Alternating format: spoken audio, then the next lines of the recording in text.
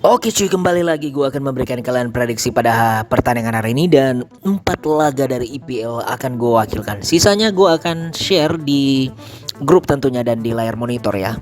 Tapi gue akan mulai dari pertandingan Southampton ini akan berhadapan dengan Nottingham Forest. Ini adalah pertarungan hidup mati antara kedua belah tim ini. Karena kalau kalian melihat ya cuy, bahwa Nottingham Forest berada di peringkat ketiga terbawah dan Southampton berada di peringkat terbawah. Southampton sudah mengalami 11 kekalahan dalam 17 laga. Nottingham juga sudah mengalami 9 kali kekalahan. Hanya saja Nottingham ini memiliki poin kelebihan dibandingkan Southampton dengan selisih 2 angka. So prediksi gua Southampton yang akan bermain sebagai tim tuan rumah dengan rekor 8 laga kandang, 4 kekalahan, 3 seri dan 1 hasil kemenangan saja. Harusnya ini menjadi peluang ya, karena melawan Nottingham Forest, mereka juga jika menjadi tim tamu, sejauh ini dalam 8 laga tandang sudah mengalami 6 kekalahan dan 2 hasil seri. Prediksi gue ini akan menjadi kesempatan bagi Southampton untuk memenangkan pertandingan dengan skor 2-1. Oke, yang berikutnya adalah Leeds United akan berhadapan dengan West Ham United. Tentu kita tidak ingin melihat ya cuy, West Ham United tampil di England Championship musim depan setelah peringkat mereka di peringkat ke-17 dengan 14 poin sama dengan Nottingham Forest. Hanya saja mereka unggul selisih gol, tapi sangatlah buruk permainan West Ham United musim ini. Berbeda jauh dengan musim lalu. Sayangnya mereka akan berhadapan dengan Leeds United yang kalau gue bilang penampilan mereka sangat Spartan di pertandingan yang lalu, mampu menahan imbang Newcastle 0-0 setelah gempuran habis-habisan. Dan kalau gue melihat ini akan menjadi peluang bagi Leeds United karena bermain di kandang mereka sendiri. Tapi West Ham United wajib untuk berbangga karena 2 laga kandang yang diadakan di Leeds pada saat itu, di 5 pertemuan terakhir West Ham United selalu mampu mencuri kemenangan.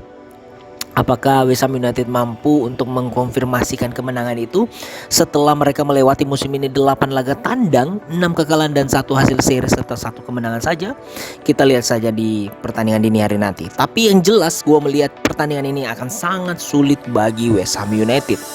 Namun kejutan bisa saja terjadi ya. Kalau gue melihat sih ya bisa saja pertandingan ini agak sedikit mengunggulkan West Ham United ya. Prediksi gue sih mereka minimal mampu menahan imbang Leeds United dengan skor 2 sama. Oke, kita lanjut di pertandingan Aston Villa akan berhadapan dengan Wolverhampton. Aston Villa terbilang cukup aman, berada di peringkat ke-12, torehan 21 angka.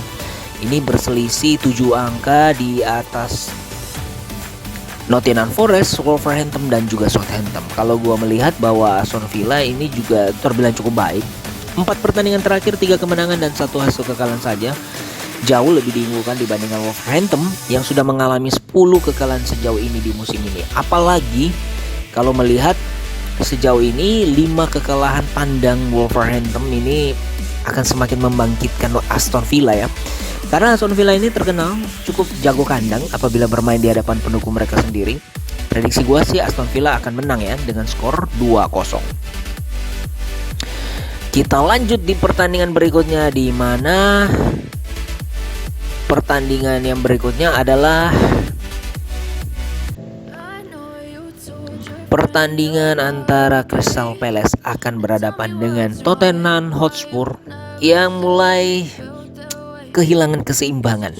Tottenham Hotspur bermain sangat apik di awal musim, tapi di pertengahan musim sampai sekarang mereka sepertinya belum menemukan performance yang sangat Spartan yang diperlihatkan oleh mereka di awal musim ya. Akhirnya mereka berada di peringkat ke-5, turun dari zona Liga Champions. Tentu saja ini bukan yang diinginkan oleh Antonio Conte. Berhadapan dengan Crystal Palace ini akan menjadi ujian yang sesungguhnya. Karena Crystal Palace sejauh ini dalam 4 laga kandang mereka ini mampu memenangkan 3 pertandingan cuy dan 1 hasil kekalahan saja. Ini akan menjadi ancaman serius bagi Tottenham Hotspur. Dan terlebih lagi kalau gue melihat bahwa Tottenham Hotspur ini jika bermain sebagai tim tamu juga bisa dikatakan juga belum 100% maksimal ya. Terbilang mereka ini dalam 8 laga tandang 3 kemenangan tapi 3 seri dan serta sudah mengalami 2 kekalahan. Jadi prediksi gue ini akan menjadi beban mental bagi Tottenham Hotspur tentunya ya.